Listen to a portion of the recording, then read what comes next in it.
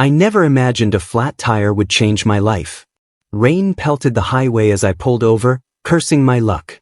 3 hours earlier, my boss Tom had called me into his office. "Pack your things," he sneered. "You're fired." 10 years at Midwest Tech Solutions, gun. Just like that. I sat in my car, watching the wipers battle sheets of water, when headlights appeared in my rearview. A luxury sedan pulled behind me, hazards blinking. A man in a drenched suit approached, knocking on my window. "Car trouble?" he asked, rain streaming down his face. "Let me help." We worked side by side in the downpour, his expensive suit ruined as we wrestled with the spare tire. He never complained, just asked questions about my background, listening intently as I mentioned being let go that morning. "Why were you fired?" he asked, tightening the last lug nut. I hesitated. I suggested changes to our flagship product. Tom, my boss, said I was undermining his authority. The man nodded, handed me his business card, and said, "Come to this address tomorrow at 9 a.m. Only when he drove away did I look at the card. Michael Reeves, Chief Executive Officer, Midwest Tech Solutions. The new CEO had just helped me change a tire. The same CEO my former boss had been trying desperately to impress for weeks. What happened next would expose family secrets, corporate lies, and change everything I thought I knew about success. Growing up in suburban Cleveland, family gatherings were like political summits. Alliances formed and broken over potato salad and backyard barbecues. My father, Richard Calloway, wasn't just the patriarch of our family, he was the benchmark against which all achievement was measured. A self-made executive who reminded us at every Thanksgiving dinner how he'd built his construction company from nothing while supporting his widowed mother. "The Callaways don't make excuses," Dad would announce, raising his glass of bourbon. "We make results." My older brother Jake absorbed this philosophy perfectly. Varsity quarterback, Ivy League graduate, now running his own investment firm in Chicago. My sister Megan became a celebrated cardiothoracic surgeon in Boston. And then there was me, David, the perpetual disappointment. I remember my high school graduation party. While neighbors and relatives congratulated my parents on their third child finally finishing school, Dad pulled me aside by the garage. "State College, David? With your test scores?" He sipped his drink, eyes scanning the crowd rather than looking at me. "Your cousin Matthew got into Princeton with lower grades." "I want to study computer science, Dad. Ohio State has a great program." "Computer science?" he scoffed. "Playing with gadgets. That's not a Callaway trajectory." When I landed my job at Midwest Tech Solutions after college, Dad called it a stepping stone. 10 years later, he was still waiting for me to step somewhere more impressive. Each Christmas, Jake would bring news of another successful acquisition, Megan would mention a groundbreaking surgery, and I'd talk about software improvements that made everyone's eyes glaze over. The summer I turned 30, Dad announced he was planning something special, grand gesture that would secure the family legacy. He purchased land outside Cleveland to build the Richard Callaway Innovation Center, which would provide space and funding for entrepreneurs. "This is how you make your mark on the world," he told us during a family dinner at his country club. "Not by following someone else's rulebook." What none of them knew was that I had discovered Dad's secret, the one that undermined everything he'd built his identity around. The night Mom died 5 years ago, I found her private journals while helping Dad organize her belongings. In them, she detailed how Dad's self-made story was largely fiction. His initial capital had come from his uncle's inheritance, not hard work and determination. The struggling widowed mother he supposedly supported had actually supported him with money from her deceased husband's life insurance. I kept the secret, buried it deep. What would be the point of revealing it? It wouldn't bring Mom back. It wouldn't change my siblings' success or my perceived inadequacy. So I smiled through the family gatherings, endured the comparisons, and carried on.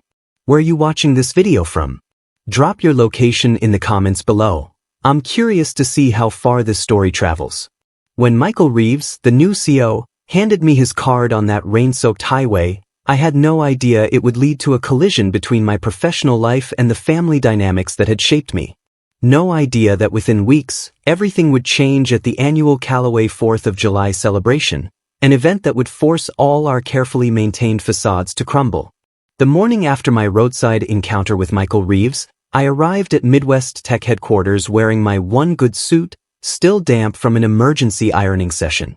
The receptionist, who'd barely acknowledged my existence for 10 years, suddenly knew exactly who I was. Mr.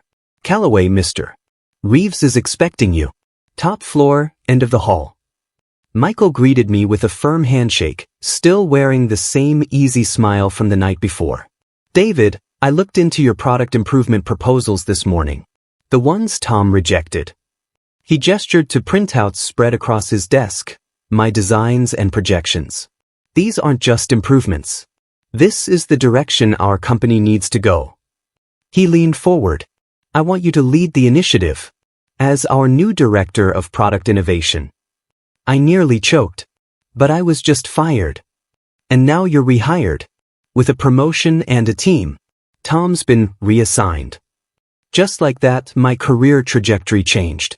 Within a week, I had an office with a view, a team of developers, and a budget that made my previous salary look like pocket change. For the first time in my professional life, someone valued my ideas.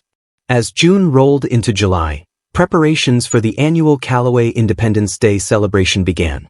This year would be special. Dad had arranged for the local news to cover the official groundbreaking of his Richard Callaway Innovation Center. My promotion couldn't have been more perfectly timed. My sister Megan called the night before the event. So you're actually coming this year? Dad told everyone about your new position. He's practically taking credit for it. What do you mean? Oh, David finally took my advice about being more assertive in the workplace. As if he's been your career coach all these years instead of your biggest critic. When I arrived at Dad's lake house the next morning, the transformation was jarring. Crews had set up a stage near the shoreline.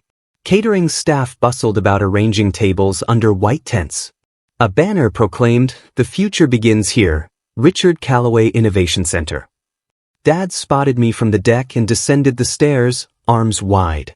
"There's my tech executive." He embraced me for the first time in years. "I knew you had it in you, son. Just needed the right motivation." My brother Jake appeared, drink already in hand. "Welcome to the Success Club, little brother. Only took you a decade longer than everyone else." He slapped my back hard enough to spill my water. As family and friends arrived, business associates, local politicians, cousins I barely remembered, Dad worked the crowd like a candidate on election day. I overheard him telling Uncle Phil, "David's promotion is confirmation of what I've always said about perseverance. The Callaway method works." By mid-afternoon, the temperature had climbed into the 90s. Guests fanned themselves with program brochures as the mayor gave a speech about entrepreneurship and community leadership. Dad stood just behind him, beaming with pride. When Michael Reeves arrived, my surprise guest, I watched Dad's expression shift from confusion to calculation. He made a beeline toward us. "Michael! What an unexpected pleasure." Dad extended his hand. "I see you've met my son." "Actually," Michael replied, "David is the reason I'm here. His vision for the future of tech accessibility is revolutionary."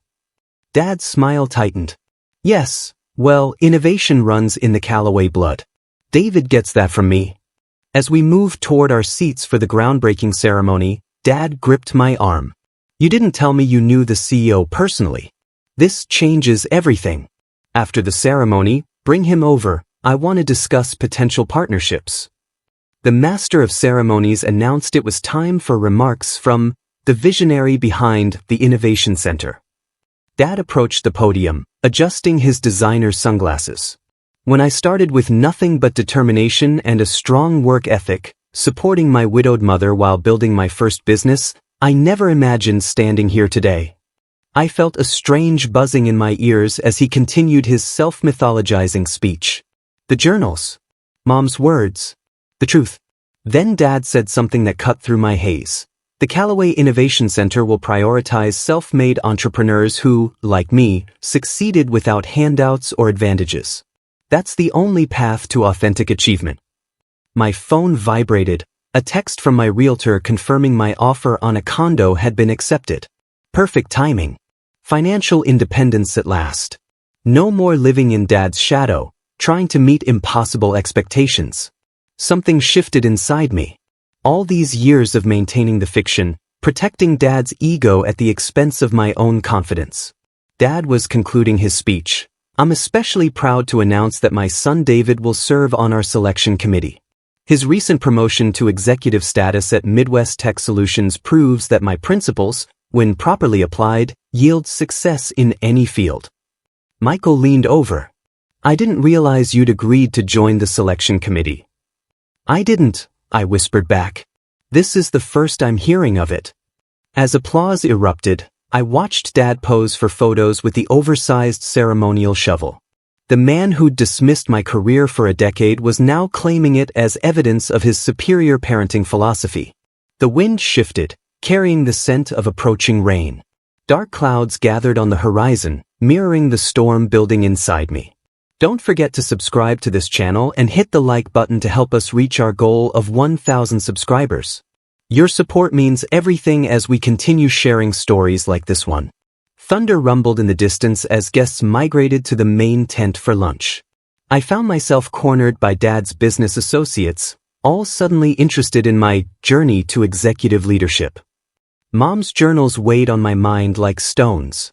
So, David, said Eleanor Winthrop, president of the Chamber of Commerce, your father tells us you'll be screening applications for the Innovation Center grants. What qualities will you be looking for in entrepreneurs? Before I could answer, Dad's arm landed heavily across my shoulders. David knows to look for grit and self-reliance. No trust fund babies or silver spoon types. The irony burned in my throat. Right, son? Dad squeezed my shoulder, his grip like a vice. Michael Reeves appeared at my side, extending his hand to Dad. Mr. Calloway, I wanted to clarify something. David's promotion was based entirely on merit. Specifically, his product innovations that your former employee Tom tried to suppress. Dad's smile didn't waver, but his eyes hardened. Well, standing up to authority, that's a Calloway trait too. Actually, Michael continued, David didn't stand up to Tom. Tom fired him for suggesting improvements. I happened to meet David by chance afterward and recognized his talent. The tent fell uncomfortably quiet. Even the caterers stopped moving. Dad laughed too loudly. Well, everything happens for a reason. David learned persistence from watching me build something from nothing. The first fat raindrops hit the tent canvas above us. Nothing. The word escaped my lips before I could stop it. Dad turned, his expression warning me to tread carefully. What was that, son? You didn't start from nothing. My voice grew steadier. You started with Uncle William's inheritance. The color drained from Dad's face. This isn't the time or place. When is the time? When you're not rewriting history to fit your narrative. The dam inside me had broken. Your struggling widowed mother actually supported you with Grandpa's life insurance money. It's all in Mom's journals. My sister Megan stepped forward. David, what are you talking about? Mom kept journals. She wrote about how Dad's self-made story was manufactured. How he used family money while preaching self-reliance. How he judges all of us against a standard he never actually met himself. Jake moved to Dad's side. You're making a scene. Just because you finally got a promotion, this isn't about my promotion. My voice rose above the increasing patter of rain. This is about the lies we've all been living with. The impossible standard. The way he's made us compete with each other for his approval based on a myth. Dad's face had turned to stone. You've always been jealous of your siblings' success. Always looking for excuses. I have the journals, I interrupted. Every detail. Your uncle's inheritance. Grandma's financial support. The loan from Mom's parents that you never acknowledged. All while you preached about self-made success and looked down on anyone who accepted help. Lightning flashed, followed immediately by a deafening crack of thunder. The skies opened, and rain began pouring down the sides of the tent. These people, I gestured to the crowd of uncomfortable guests, came here because they believe in supporting entrepreneurs. But your innovation center isn't about that. It's about perpetuating a myth. You'll favor people who fit your fictional narrative, not those who might actually need the support. Dad stepped toward me, lowering his voice to a menacing whisper. You ungrateful little. I'm not ungrateful, I cut him off. I'm finally seeing clearly. You know what real innovation requires? Collaboration. Community. The very things you dismiss as weakness. I turned to address the stunned crowd. If you want to support real innovation, look for people with great ideas who aren't afraid to ask for help, not those who pretend they never needed any. With that, I walked out of the tent into the downpour, ignoring the calls behind me. The rain soaked through my suit instantly, but I didn't care. For the first time in my adult life, I felt weightless. I made it halfway to my car when I heard footsteps splashing through puddles behind me. David! Michael's voice. Wait! I turned to see the so jogging toward me, equally drenched, holding an umbrella that had clearly failed its purpose. That, he said, catching his breath, was the kind of honesty we need more of. From the tent, I could see Dad gesturing wildly, Jake attempting to calm the situation, and Megan standing perfectly still, watching me through the rain. I drove away from Dad's lake house in a daze, rain hammering my windshield almost as hard as my heart hammered in my chest. My phone exploded with notifications, texts from relatives, missed calls from Jake and Megan, even a voicemail from Eleanor Winthrop asking if I'd consider joining the Chamber of Commerce's Technology Committee. Michael had offered to follow me home, concerned about my state of mind, but I assured him I needed space. Monday morning, your office, he'd said. We have work to do. Not a hint of regret or embarrassment about what he'd witnessed. Just straightforward support. I spent the weekend in my apartment, alternating between panic attacks and moments of strange, liberating calm. Sunday evening, my doorbell rang. I opened it to find Megan, holding a paper bag of takeout. Peace offering, she said, pushing past me into the living room. Also, I want to see these journals. We sat cross-legged on my floor like we used to as kids, eating Chinese food straight from the containers while I showed her mom's writings. Megan read in silence, occasionally wiping away tears. Why didn't you show me these years ago? She finally asked. What would it have changed? I pushed rice around with my chopsticks. You were thriving. Jake was thriving. Dad was Dad. It would have changed everything, she whispered. Do you know how much therapy I've needed because I never felt good enough? How many times I've worked double shifts just to feel worthy of the Callaway name? We talked until 3 a.m., really talked for the first time since Mom died. About the pressure, the competition, the constant striving to meet impossible standards. Jake's marriage is failing, she admitted. He works so much his wife's threatening divorce. And me? I haven't taken a vacation in 5 years. We've been killing ourselves to impress a man who built his identity on a lie. Monday morning, I walked into Midwest Tech with my shoulders back. Michael's assistant immediately ushered me into his office, where he sat with marketing executives. Perfect timing, Michael said. We're discussing the launch of your accessibility initiative. But first, you okay? I nodded. Better than I've been in years. The meeting was productive, focused on implementing my ideas for making our technology accessible to communities typically left behind by tech advances. No one mentioned the 4th of July incident. That evening, Dad showed up at my apartment unannounced. He looked smaller somehow, standing in my doorway. Can I come in? His voice lacked its usual command. I stepped aside, gesturing to my modest living room. He sat awkwardly on the edge of my couch. The Innovation Center donors are pulling out, he said without preamble. Eleanor Winthrop suggested they redirect funds toward established nonprofits with better track records. I waited for the accusation, the blame. Instead, he reached into his jacket and pulled out a folded paper. This is the original loan document from your maternal grandparents. $300,000 in 1979. His hands trembled slightly. You were right. About everything. The admission hung between us like smoke. After you left, Jake defended me. Said you were being dramatic. Dad stared at his hands. Megan didn't. She asked questions I couldn't answer.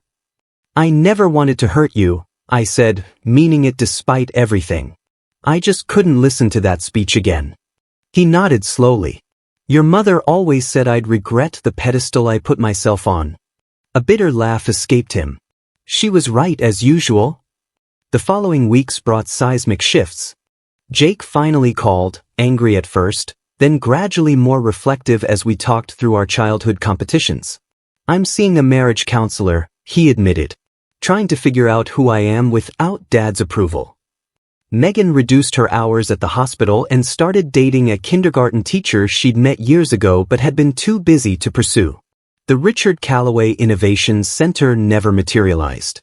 Instead, Dad quietly donated the land to a community college for an entrepreneurship program that would provide grants to first-generation business owners. No fanfare, no press releases, no speeches. 2 months after the 4th of July confrontation, Michael called me into his office. The accessibility initiative is gaining traction. Major tech publications are covering it. He slid a tablet across his desk, showing an article headlined, Midwest Tech Solutions Breaks Barriers with Callaway Initiative. They're calling it the Callaway Initiative? That's surprised. I might have suggested it. Michael smiled. It seems fitting, given that your approach, collaboration, community support, asking for help when needed, represents a new Callaway method. That weekend, Dad invited us all to dinner, not at his country club, but at Mom's favorite local restaurant where she'd take us for birthdays when we were kids.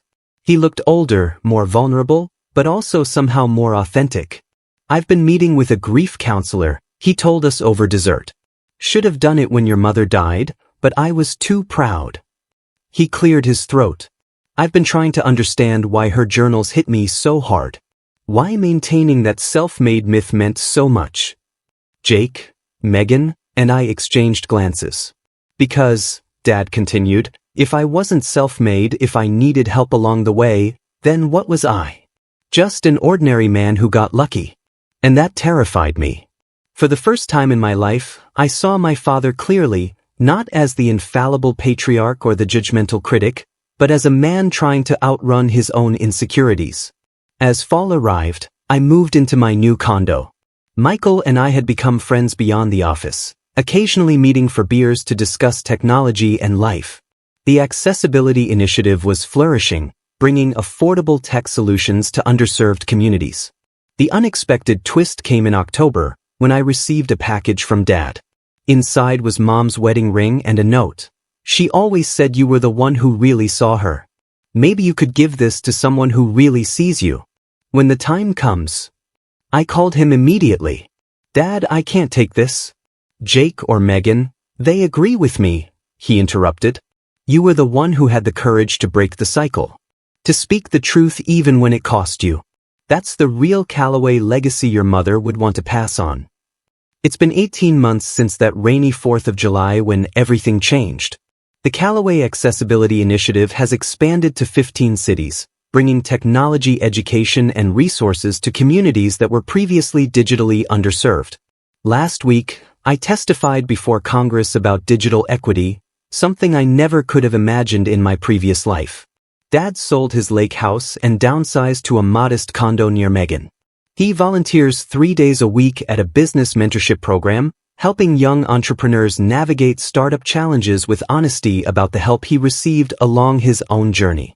The transformation isn't perfect. He still occasionally slips into old patterns, but the effort is genuine. Jake's divorce finalized, but they're co-parenting well. He reduced his work hours and started coaching his son's little league team.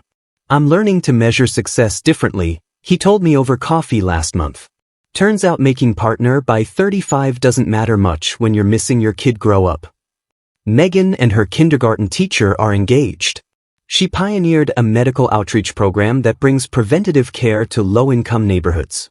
At family dinners, which we now hold monthly at rotating homes, she talks more about her patients' lives than her surgical accomplishments. As for me, I keep Mom's wedding ring in my desk drawer. Not because I'm waiting for someone perfect, but because I'm no longer rushing to check boxes to prove my worth. When I meet someone who sees me, really sees me, I'll know. Michael and I have become close friends. He reminds me regularly that the chance encounter with my flat tire was the best hiring decision I never planned to make. Sometimes the universe has its own way of putting you exactly where you need to be. The truth about success isn't what my father originally taught us. It's not about appearing invulnerable or pretending you never needed help. Real achievement comes when you have the courage to be authentic, to acknowledge both your strengths and weaknesses, to ask for help when you need it, and to offer it freely when others do. I still think about that rainy highway sometimes. How close I came to staying in my car, nursing my wounded pride after being fired. How easily I could have declined the stranger's help out of embarrassment. How many opportunities we miss when we're too proud to admit we're stuck. The most powerful decision I ever made wasn't standing up to my father or accepting the promotion. It was rolling down my window when a stranger knocked, admitting I needed help, and then helping in return without keeping score. If there's one thing I hope you take from my story, it's this: the moments that change our lives often don't announce themselves with fanfare. They arrive disguised as inconveniences, as breakdowns, as rain-soaked strangers asking if you need a hand. The question is whether you're brave enough to accept the help being offered, and honest enough to acknowledge it afterward. Life isn't about the narrative you construct for others to admire. It's about the truth you're willing to face and the connections you build along the way. Sometimes finding your path means getting a flat tire on the road you thought you were supposed to travel. If this story resonated with you, please hit the like button and subscribe to this channel. Share in the comments a time when an unexpected encounter changed your life.